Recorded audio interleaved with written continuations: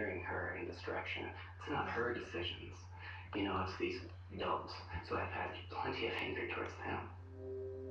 But for Justine's family, too, there was considerable strain. So much that Justine's father, Randy, buckled under the pressure and was rushed to the hospital and not present in the courtroom. I will ask the clerk to file the verdict and read it, please. But after just 4 hours of deliberation, the jury came back. We, the jury, enter the following unanimous verdict to the charge of deliberate homicide for the death of Aaron Thompson, guilty. For the death of Caden Odell, guilty. This was a absolutely horrible, numbing experience that my head had been to my knees. It was like the whole courtroom, I felt like everyone just cried about it. How did she look, Mary? She's led off to jail. Your little girl. She looked very stunned. She didn't look. Just a week after that verdict, Justine Winter marked her 18th birthday in a jail cell.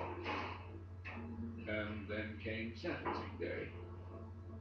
And everyone wondered, would Justine finally tell Aaron's kids and her family what they desperately wanted to hear? In your ideal world, what would you like to hear from Justine? To be sorry for what she took from us, because it was huge. Well, just before sentencing, the family received this, a statement written by Justine. And it wasn't even close to what they were looking for. In it, she called herself a miracle who was wrongly convicted of a horrific crime. She wrote that she would never, ever in a million years take her own life or anyone else's. That this was an accident that had been blown out of proportion. That she didn't need time behind bars. Just a chance to turn a horrific situation into a positive one. And so with this statement in mind, the family of Aaron and Caden took the stand to have their own say. I want for you to make something positive of your life through this, but you still have yet to grasp the truth. Caden's father, the same message, more anger. You took him. You did it. And you need to own it. You killed my boy. You need to own it. And finally, Caden's stepfather, Jason, the elementary school counselor, first displaying compassion, then a rare stream of venom aimed at Justine's defense team, the attorney's battle and stuff. I've chosen not to believe that you, in crashing your car that night, wanted to harm or would ever think about harming them. But it has been very, very, very difficult to hold on to that thought, given that you've been led by these two men and influenced by them to not do what is most important in all of this, in this show, and demonstrate to us that you are sorry for having taken it. Then, finally, the moment, as Justine Winter herself took the stand to speak for the first time. I've wanted to speak with you for 2 years now. I've wanted to let you guys know that my heart goes out to you. And as every single one of you came up here today, my heart was breaking. But I just hope that you guys will be able to forgive that I will never be able to say that I intentionally crossed the center line, wanting to take 3 lives from all of you. But before the judge allowed Justine to leave the witness stand, the prosecutor stepped to the podium and asked a question on behalf of the victim's families, a question that froze the courtroom. What they wanted to hear from you for a long, long time also is I'm sorry. Can you tell them that? I'm sorry for your loss, but I cannot. I don't know what you're meaning by you want me to say that I'm sorry. And so the hammer came down. It's the order of the court. The defendant is committed for a period of 30 years, with 15 years suspended. 15 years in prison. Justine will have to serve 7.5 before she has any chance of parole at all. And her father, back on his feet and in court for sentencing day, began his own prison term. The one deep inside his own soul. The system betrayed me. You say serve country, and then you feel betrayed about it? You feel betrayed by the country you fought for. Mm-hmm. About this judicial part of the system. They took her, this once promising college-bound honor student, to a cell in the Montana Women's Prison, where she instantly became the youngest inmate in the place. And 2 months later, those attorneys stopped and battled, declined our requests for interviews. We're off the case. That civil lawsuit was dropped. And that's when Justine Winter, finally now on her own, decided to tell us her side of the whole sad story. An exclusive interview with Justine. You say it's probably you who caused that accident. Are you able to say and take responsibility for that? And next Friday on Dateline, We just loved being together. We're always together. he was Mr. Long, a stay-at-home dad raising their son.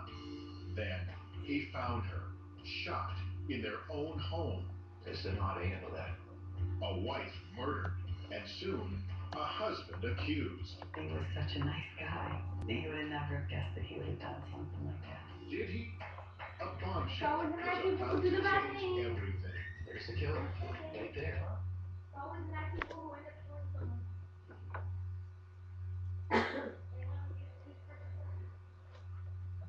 Here, Done.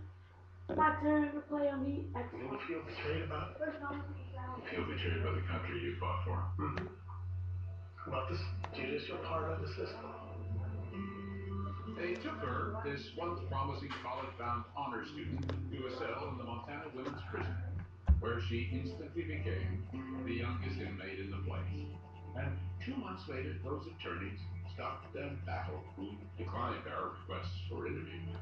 We're off the case. That civil lawsuit was dropped. And that's when Justine Winter, finally now on her own, decided to tell us her side of the whole sad story.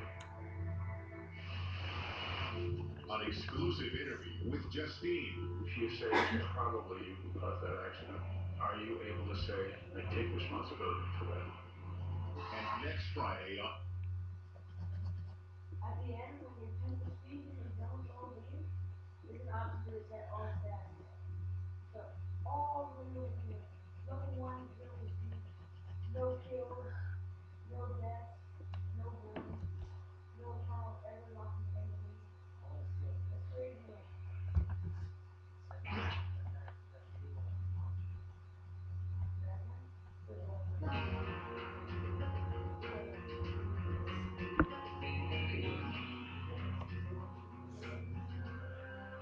Shortly after Justine Winter walked out of this courtroom in Kalispell, Montana, she landed here, more than 450 miles east across the state, at the women's prison in Billings. And just weeks into a 15-year prison sentence for deliberate homicide, she sat down with us, quite well aware of how, all this time, she'd been a target of so much curiosity and anger. I'm curious to know what your thought process was as you went about deciding, yeah, I think I'll talk now. I don't know. I guess it was probably that I was being shown in a different light than what I wanted to be shown in. When you read accounts of your case and when you see the comments people write, what's that like? They were really hard to read. I heard one that said I need to hang from a noose on a tree. What does it feel like inside when you saw that comment? I'm really weird, and with my brain injury, I feel it in a second, but it's hard to recall it afterwards. That brain injury is the reason she says she sometimes smiles when she doesn't mean to, why everything came out wrong, she says, when she took the stand and spoke at sentencing, and why she says, and even the prosecutor says he believes this, that she recalls nothing about the crash. I don't remember the night of the accident. but I remember events that I know had